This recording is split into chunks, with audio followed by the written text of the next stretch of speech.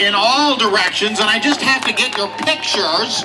So you need to all stand still for just a moment while I take pictures, okay? So we're going to do a picture over here, and we're going to take a picture over here, and then we're going to take a picture over here, and I'm going to lose my notes, and we're going to take a picture over here. I know. Thank you. We'll be in there with you. We'll try. Let's see.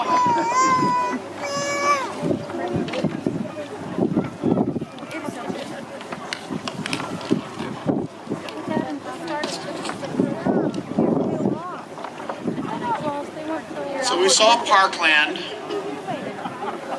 February 14th, just a little over a month ago.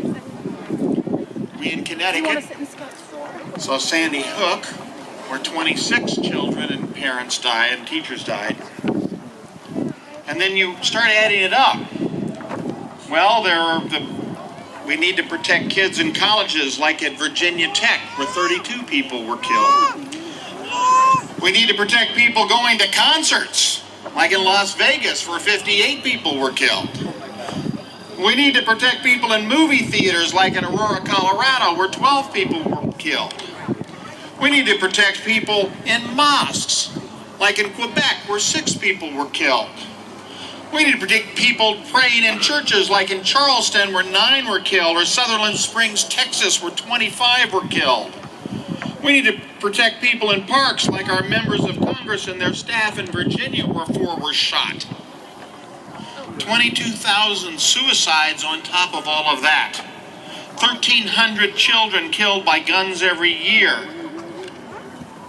And since Parkland, just since Parkland, shootout in San Francisco that hit 6 bystanders, 1 killed.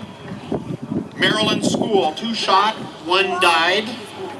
A Kentucky nightclub, 7 people shot. In a garage in Modesto, California, 4 shot. Outside Champaign, Illinois, in a nightclub, 4 shot and 1 killed.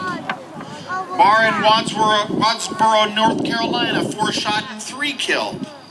Inside a home in South Bend, Indiana, 6 shot.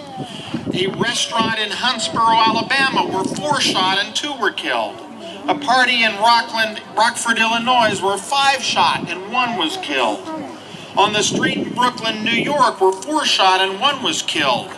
On the streets in Bridgeport, where 4 were shot. A shooting at a gas station in Detroit, Michigan, where 5 shot and 5 were killed. A private home in Riviera Beach, where 4 shot and 1 was killed. Outside a restaurant in San Antonio, Texas, where 5 were shot. Inside an apartment building in Kansas City, Kansas, 8 were shot and 1 was killed. Outside a nightclub in Memphis, where 5 were shot. And a violent home invasion in Oklahoma City, where 4 were shot and 1 was killed. It just keeps going on.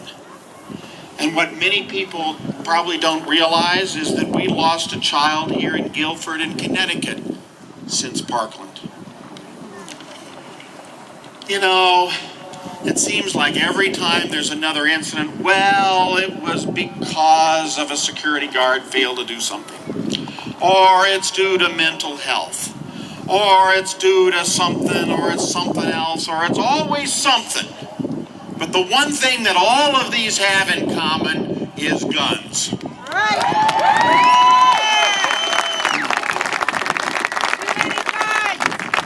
don't need to be a rocket scientist to know that, as that sign says right out there, people matter more than guns.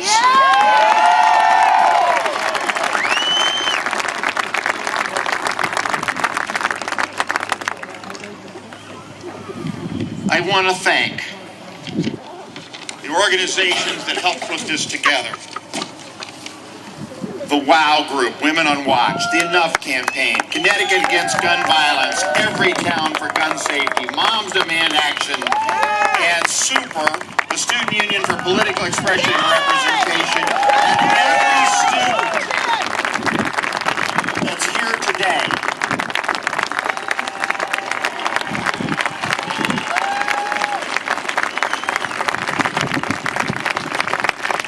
I have joined onto every organization of mayors that oppose the gun violence. Every single one that's come to me, I am a member. I have signed every letter. And here's what's so frustrating. And I hate to say it because a mayor doesn't want to tell you that he's not in control. But it seems like they're not listening to me. But maybe, just maybe, the students coming forward, maybe they will listen to you. It's about time something was done. And you don't know how many lives you will save if what you say is heard by them. And the last thing I'll say, and I know I've gone too long, is that some people ask, why do we march in Stamford, Connecticut, where the mayor is already committed to controlling gun violence, and the governor is already committed to controlling gun violence, and the Congressman Himes and Senator Murphys and Senator Blumenthal are already committed to stopping gun violence? Well, first of all, every student here, when you get your pictures of Paul Simon or these kids lined up in front of me or anything, and you send them to your aunts and uncles and cousins and grandmothers and grandfathers in other communities where their congressional representatives don't have the common sense to know that we should have common sense gun laws, let them know where you stand and ask them to write a letter to the people that represent them.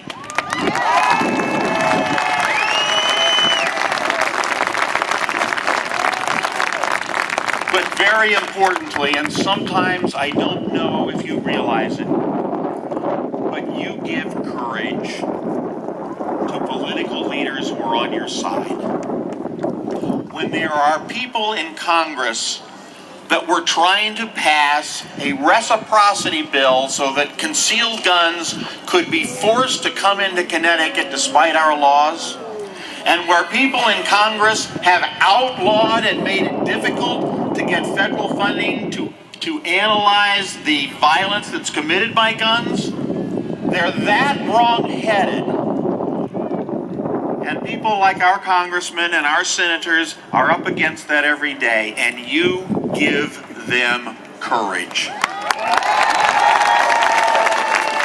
Thank you. I'm going to say goodbye, but not to leave. We're all in this march together. Thank you. And I believe we've got Victoria. Victoria. Where's Victoria? Make him hear the voice, Victoria.